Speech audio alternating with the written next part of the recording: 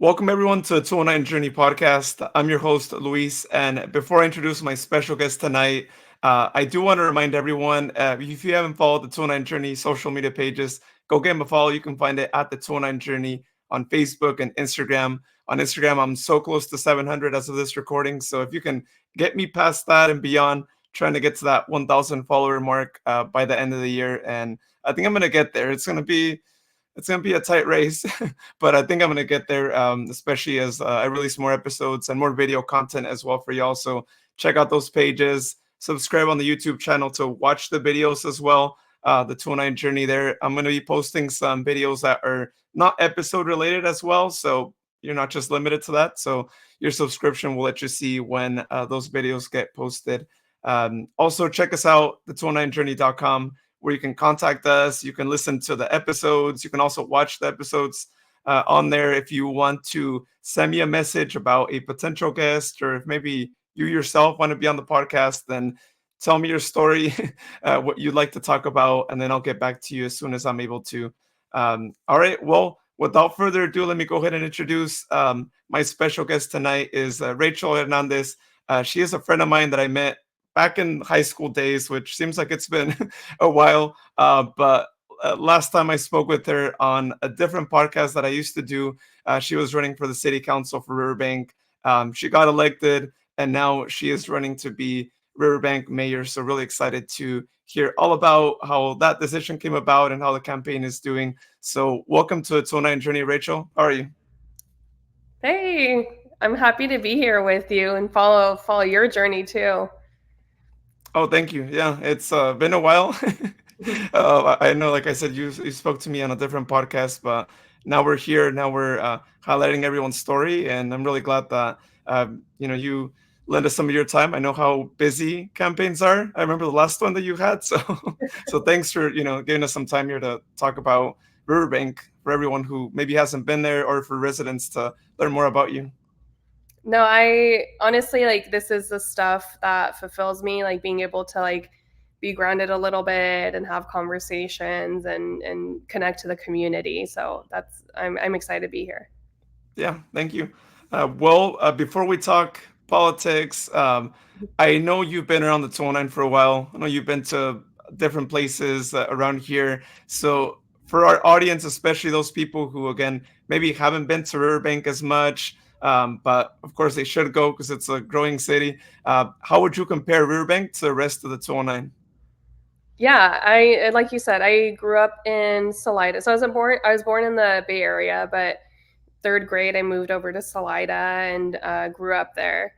When before it became even more developed, and before Grigori High School was there, and that's why we ended up going to Davis High School and where we met. But I think Riverbank's a lot like Salida and different parts of Stanislaus County, where you see agriculture, you see rural, but you see a lot of growth too happening.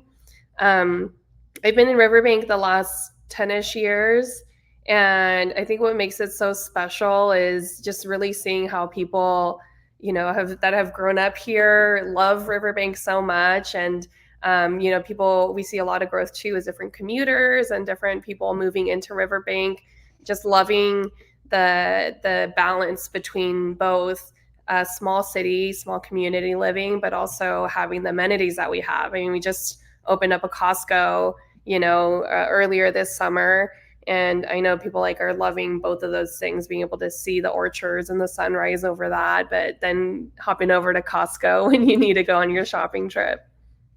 Oh yeah, hey, that's the Costco that I go to, and it's my favorite one that that I've ever been to. It's just so great seeing that area grow as much as it is, and just Riverbank turning into this like bigger city. Because I've been going to Riverbank for the past, I don't know, maybe 20 years.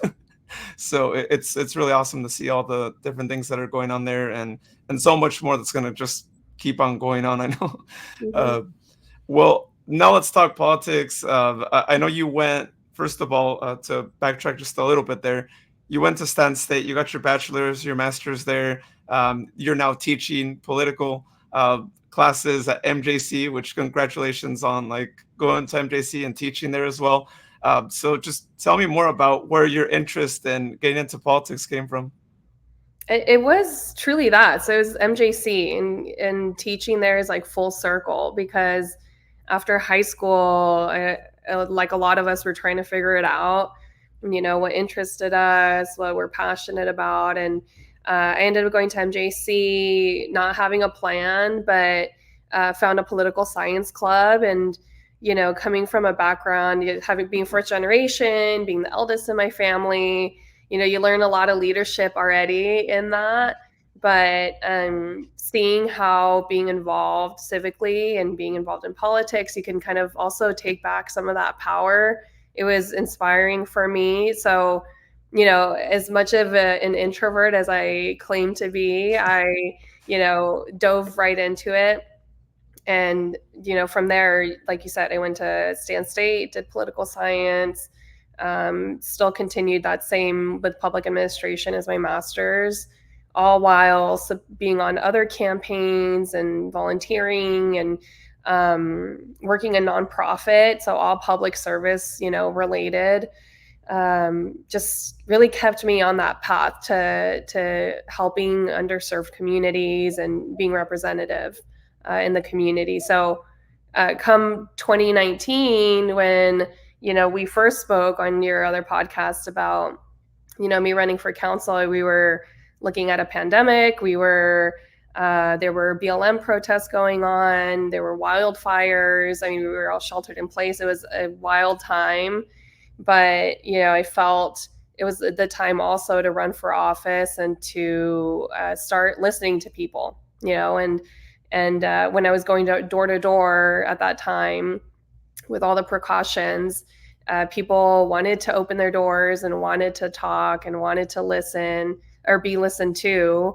And I was like, oh, I can do this all day, And so it was amazing because, after we spoke, we had the election. It was a presidential year as well, just like this year. And one ended up winning 70% of the vote against an incumbent, which is difficult to do. And I really do think it was based on relationships and community building.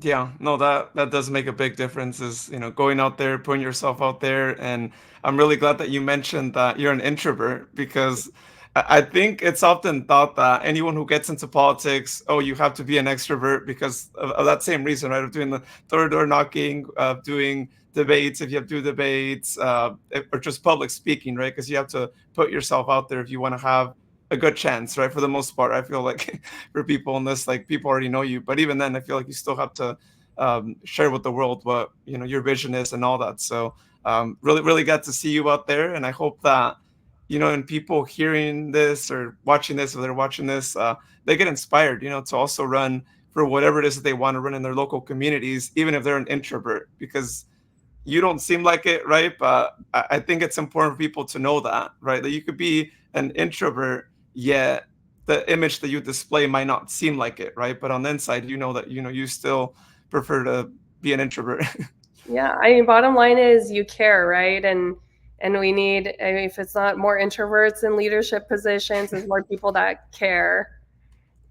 Yeah. Oh, yeah. That's true. That's a good point. Well, you brought up the city council, and the last time we spoke, and the campaign that you had, and running all that. You get elected to the city council. Just tell me, like, what was it like? What was that like first meeting like when you had to attend for the first time serving in this new capacity in city council? I was sworn in December 2020. And so we were still sheltered. I was still, just like this, we were still at home, doing our meetings. And so I think it was about a year. I didn't go into actual like city hall to have any meetings. And so that's all I knew was like being, at home with your Zoom outfit, pajamas on bottom and business up top and like having your meetings. So it was like almost like a nice slow introduction, to city council and all that it was. At least that's how I like to think about it. And then, coming into person, it was so different, being up there and, now being next to your colleagues and being in front of the public, making these decisions. So it felt it was intimidating, but it felt almost natural because, like we talked about before, I feel like I was like preparing, my whole educational and professional career to be in public service, and so it felt good at the same time. Oh yeah, I can imagine, especially like going, like you said, all the volunteering that you did, just all that networking, right? I mean, after a few years, you feel like you're ready for that, and I'm glad that you got your chance, and that now you're in this capacity trying to run for mayor as well. But while that was going on, I know, and looking at your website, something that caught my eye was the COVID-19 RAD funds, right, or RAD funds. I'm not sure how how that was like specified, but I remember myself actually being a part of that program because I thought it was so amazing Yeah. that Oh, yeah. you know they were giving back to like local communities. All these donations were pouring in. You would be able to support your local business while at the same time even getting a really good deal on things. So I remember using it on like so many restaurants. So tell me more about like how you helped those funds that y'all received actually stay in Riverbank. Oh, I'll try and say it as quick as possible. But for those who don't know what the RAD card is, it really was a great program. So, I mean, small businesses were being impacted, right, economically. And so the county and different people were donating so that there was a gift card program. If you bought $25, automatically it was doubled. So whatever you bought a gift card for, it was doubled for you to purchase at local businesses. And so with each city, we had a different allocation. And with Riverbank, we had 180,000 ish dollars that we were able to spend for RAD card. So that meant, what's double that? I'm a political science major, not a math major. 360, 360. 360, almost $400,000 that could potentially come to the city for the small businesses. It was amazing, right? So it was literally month one, January 2021, where I was in office, and they told us, no one's using this money in Riverbank. We're going to have to give it to like Modesto or someone else who is using the funds. And so I was telling them, like, give me a couple months to figure it out. And so I myself went out there and visited all the businesses, our small businesses, talked to them about the program. With our Latino community, I think culturally, it's hard to trust government. So they were like, what do we have to pay? What's the catch? Like, is this can't be free money? So it was a lot of education too for a lot of businesses to just sign up for the program, and then how to do it and how to educate their customers to do it. Anyways, and so um, I was able to work with them. I was able to work with the programs as well and tell them, like, you got to include our taquerias because originally they were not qualified for this program, like our Garcia's Market, La Chiquita over here, like, because I guess they just didn't fall under the category. But I was telling them, like, in Riverbank, we're 60% Latino. We use these businesses. You have to include them in this program. They expanded the program. The businesses signed up, and then I went out to the community and I was like, okay, this program's here. Let's like use it. You're already spending your money here. Might as well sign up and get double your money. Um, and so it was like a campaign all over again, just a couple months later to get people to sign up. We even stood in front of the stores to talk to your tias y tios and to tell them, like, this is how you sign up. Before you go in, make sure you download this so you can get double the money for what you're already going to be spending here. And it ended up being successful. So from January to April-ish, we spent all the funds. And the county, and I still have the voicemail from my city manager at the time where he was like, the county's blown away that we were able to spend the money and keep the money here in Riverbank. And so it's pretty exciting. And again, I think it just proves over and over again that the relationship building and the community building always pays off, and it really is how we can communicate these important things. Wow. Hey, I'm really glad that you're able to do that because, you're right. I mean, these grocery stores, I've actually been inside them.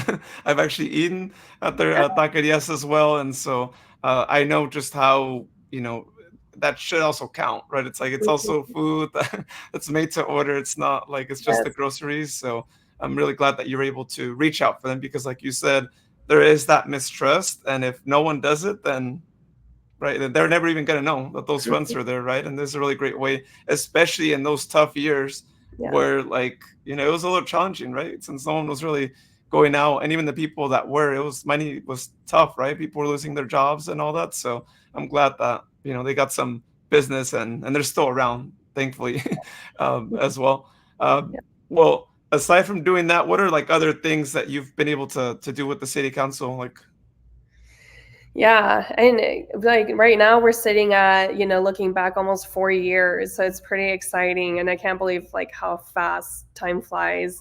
But it's been, I think it's like two parts. I always talk about it. It's like the more intangible things, like this culture building, this building of communication that you can't really see, or quantify, but it's been so important to me to build relationships, to connect people in groups and help them build up. And then on the other hand, it's the actual decisions that are made. And so it's things like the RAD card program. Most recently, it's things like helping or being part of building a shelter, a very first homelessness shelter here in the city. With the growth, all the benefits come also the more negative parts, right? And so we want to make sure, and I always want to be proactive about addressing those things. And the other, it's things like City Hall. So it's not just things that happen; it's also things that stop from happening. And so, City Hall is downtown right now, and I think it's such an anchor to the downtown because it's more low income, it's more Latino, it's more people who actually walk into City Hall to get information, to pay their bills, etc. And there was a decision that was being made to potentially move it outside of downtown to the complete opposite side of town or the city.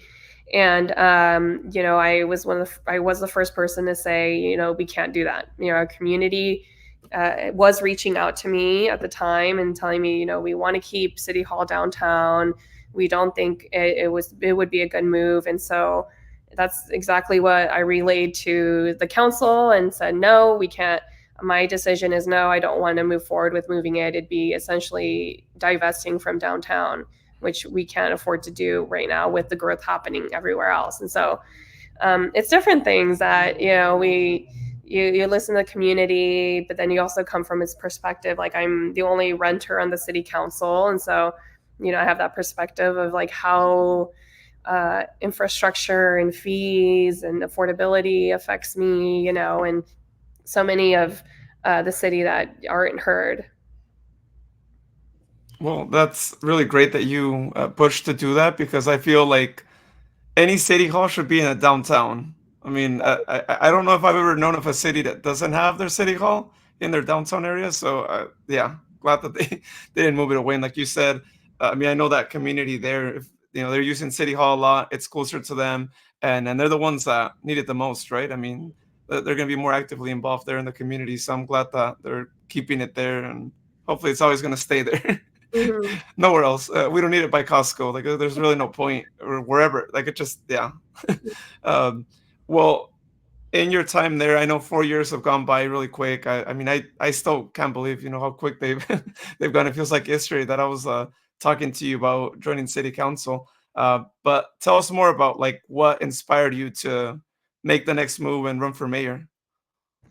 I mean, it's really like an extension of what has already been happening from the 2020 campaign to being in city council and like building the relationships even before running for office. Like, all the community work that I've been doing is really an extension of that, and feeling like this position now is required to have this like level of collaboration, this level of proactive, like responsible growth that I think is missing with the city. And so I am excited to bring that to council. I'm excited to bring the community on board and make sure that they understand the decisions that are made, at the city.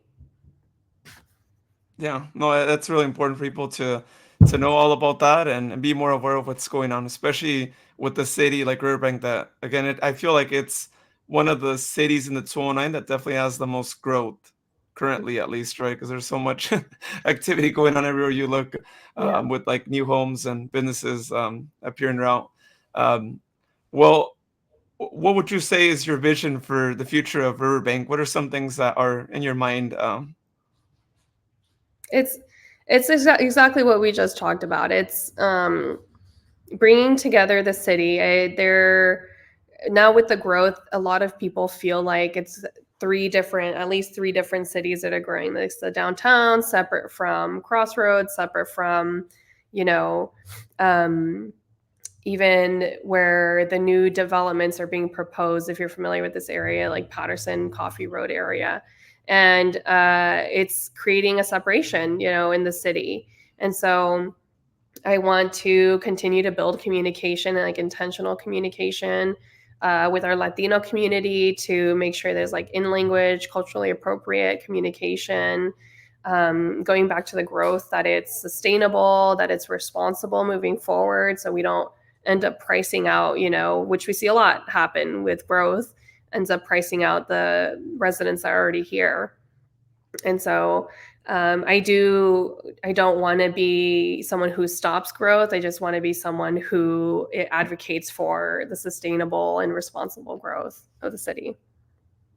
Yeah, that's a really great thing to do because you're right. I mean, when it starts growing, it feels like you're in different places too, and this is the time to do it proactively, like you mentioned earlier. Do it ahead of time so that way, it's not difficult later on, right? Or like it's not well thought out. So I'm glad that you're already thinking ahead for Yeah. that. Um, well, in terms of when people go out and people go and vote in November, what's something that you want people, or I should say, Riverbank residents in particular, to remember the most about the campaign that you're doing when they're out there, voting, or maybe when they're sending their ballot out in the mail? Um, so I think for a long time, like there's been this feeling that politics is divisive, politics is something you don't want anything to do with. But we've been working so hard, like our campaign and our team and our volunteers, to make it joyful and make it, something you want to be a part of, that it's something you're interested in. And so I really hope that people are seeing that, local government is accessible, that local government is a part of them and it impacts them every day, and that it could be something that they could be a part of. And through the campaign, it will be again an extension of that. I'm just going to manifest, when I'm mayor and when, in these next 4 years, as I'm serving, that I want to provide that accessibility and that inclusivity of everyone's voices. That's a great thing. Yeah, because I know that in the past it's been a challenge, right? Sometimes people don't go and people aren't as like actively participating in local government. So I'm glad that you can actually like make it more accessible to people. And not just that, but it's just more that encouragement. And I think it really goes with people seeing like who's their mayor, like how often are they speaking to them? Maybe not like directly one on one, but like how are communications like, right? And it all starts like social media, maybe people following, getting up to date on what things are, attending city council meetings, which there's a lot of like great things that are discussed there, right? But it doesn't happen always that people attend unless maybe like other organizations like encourage that, right? So it's great that it can come from within rather than people expecting maybe someone else to tell them, hey, go, or this is going on, you should go, right? But no, always try and attend as many as you can, or at least keep up to date on what's going on. Yeah, for sure. Well, in terms of where people can follow you to support the campaign, to get one of those yard signs like the one you have behind you right there, because I know you have quite a bit of them there. Where can people follow you and contact you for all that? So my website is rachelhernandez.us. I am pretty proud of, the community we built on social media. Is this banner going to show up down here the whole time? Yeah, Like, people watching on video, yeah, that'll be on there. on social media, and in person. I mean, I hope to always stay accessible. So, especially for Riverbank residents, so I'm the one managing my page for the most part. And so, reaching out, I'm always happy to meet, for coffee. I'm always over caffeinated, can be from these coffee meetings. And, we're not going to have this campaign, this, fancy campaign office forever. But, with City Hall, I'm always accessible there in my council capacity too. So, different ways. Hey, you need the coffee. I feel like for any campaign that you do, it doesn't matter what it is. I Yes. feel like you definitely need to be caffeinated because you do a lot. You have to be in all these meetings and all these different tasks that you have to do to make sure everything goes smoothly. So just Yeah. shout out to Always. those coffee shops there. I'm um, shout out Palo Santo over here across the street. Oh, cool. Hey, maybe I'll probably get him on the podcast too, Oh and yeah, we they can love talk about. Hey, remember, they give you a shout out. Well, I want to give you this space in case there's anything else that you wanted to share that you haven't had the chance to share yet. Um, Not really. I mean, this has been great. I know I'm sorry it's like short and sweet, but I hope to remain as transparent as possible always, and accessible. And so, whether we're putting it all out there for the campaign. So whatever happens, like I always hope to remain accessible, in general. That's great. And that's what every politician should say for sure, right? Because people elect them, so but they should definitely be open to talk to anyone out there because they represent them, right? So Mhm. um, great. Well, first of all, thank you for the hat. I Oh yeah. gotta just give you a shout out for that as well. So if anyone wants a hat too, I guess go to your office, get in contact with you so you can be out there Yes, volunteer supporting and us. and spreading the word right for everyone and to get a yard sign like the one you have back there, which again, awesome design on that, to your graphic designer who did the hats. Oh yes, Great amazing. job because it stands out. But Uh, good luck in less than 2 months now. It's crazy. Less than 2 months and elections already. But hey, good luck. I hope to celebrate your win here in like 2 months from now and have you back on here so we can talk yes. about all the things that Riverbank is doing and maybe future things going on in the city too. So yeah, Yeah, thank you again. Appreciate your that'll time. be our next conversation. We could probably even do it live or something, do like a little live town hall or something like that. Thank you. Thanks. Thanks again to Rachel for being on the podcast tonight. A lot going on in the campaign, so again, appreciate the time allowing us here to get to know more about your campaign and what you have to offer the city of Riverbank, which is really awesome because Riverbank again is a growing city. For those of you who've never visited Riverbank, go check it out. Or if you've maybe only been once or twice, then go make the drive out there. More than just for Costco, because I know Costco is the newest business in Riverbank, and a lot of people are going over there and maybe getting to know the city because of Costco. So if that's someone like you, then hey, check out more of the city because if you go over to downtown, there's a lot of great local businesses around there. So uh, visit them, check them out. There's a lot of great food spots around there. And if you need any recommendations, then feel free to contact me, or I'm sure if you send a message to Rachel, she'll give you quite a few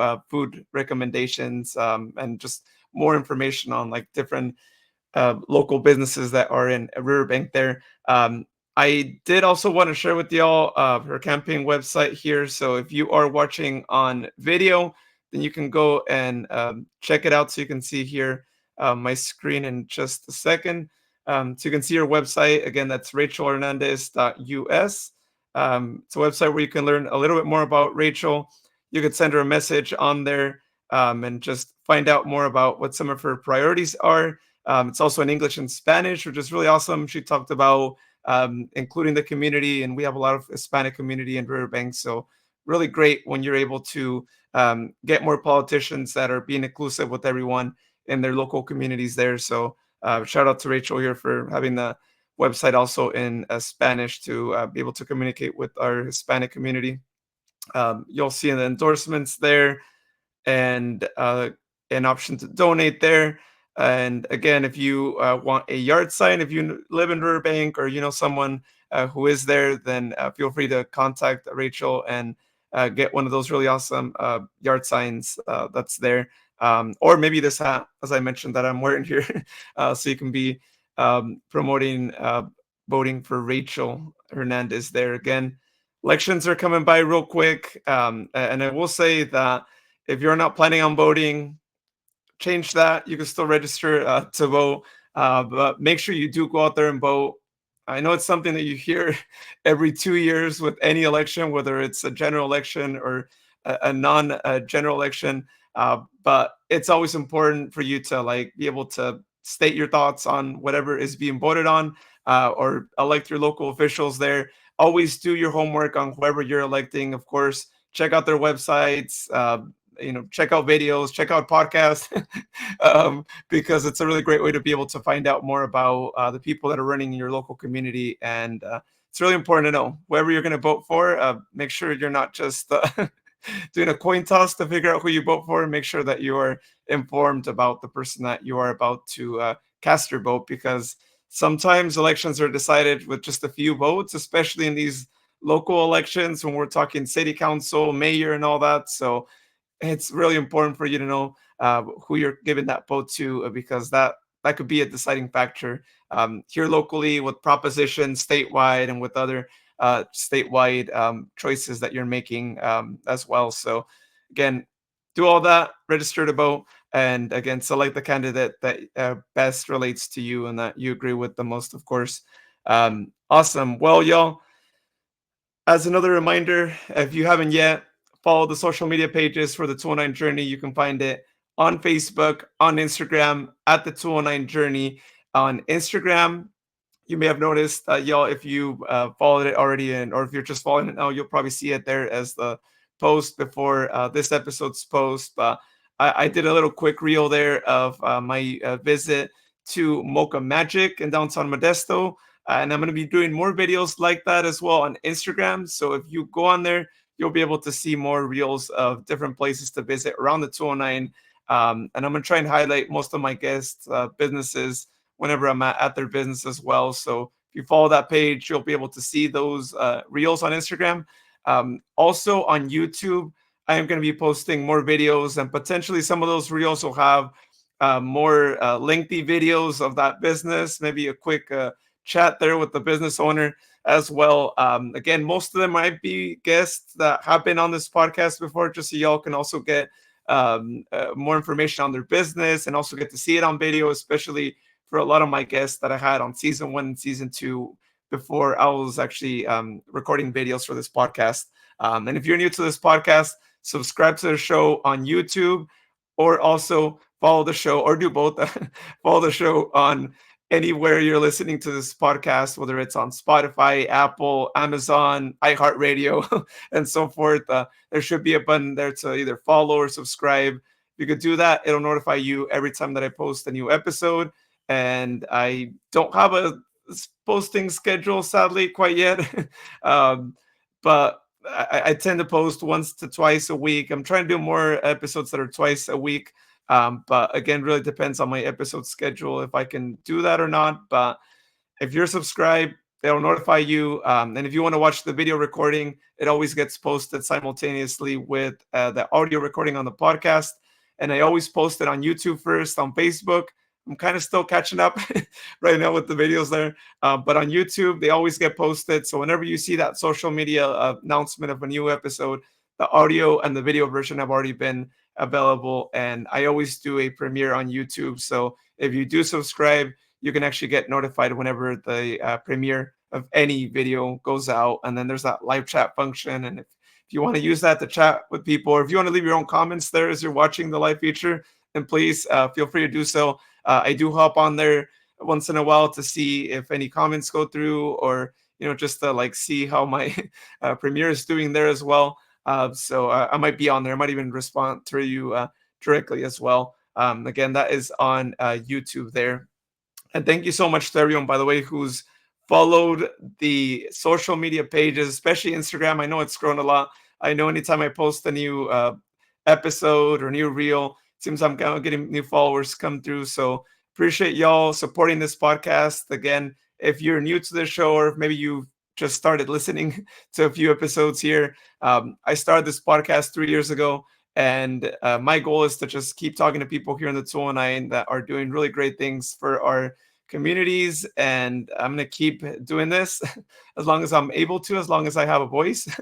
And my goal is actually to interview representatives from every single city / town here in the 209, which we have a lot of small towns. And so I hope to be able to have someone who represents every single city and town around here. So that's my goal. We'll see how many episodes it takes me to get to that goal.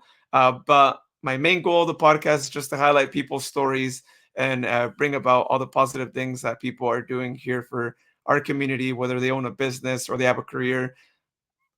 I'm going to talk to him here on the podcast, ideally, all that too. So awesome, y'all. Again, thank you so much for listening to tonight's episode, or watching if you're watching on YouTube or Facebook. I'll have another episode out next week, so be on the lookout for that new episode. But for now, I hope you have a good morning or a good night whenever you hear this or watch this, and you'll hear me next week here on the 209 Journey podcast.